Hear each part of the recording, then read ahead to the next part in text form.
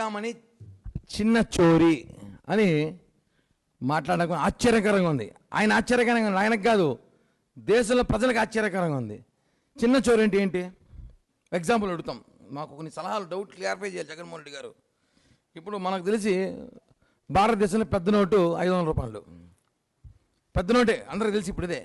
ఇంకా చిన్న స్థాయికి వస్తే 200 రూపాయల నోట్లు ఉంటుంది.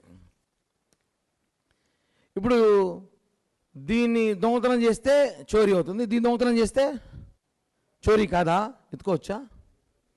అంటే జగన్మోహన్ రెడ్డి దృష్టిలో లక్షల కోట్లు దోచేస్తేనే చోరీ, వేళ్ళు వందలు లక్షలు దోచేస్తే చోరీ కాదది. ఆయన దృష్టిలో చోరీ కాదది.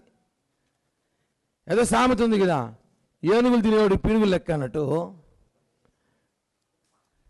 లక్షల కోట్లు దోచేసిన జగన్మోహన్ రెడ్డికి పరకామణిషి చిన్న చోరీ అంట.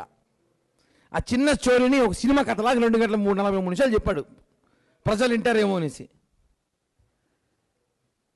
నేను అడిగింది ఒక జగన్మోహన్ రెడ్డి ఒకటే, పరకామణిషిలో మీరు అయ్యో పాపం రవికుమార్ అంటున్నారా?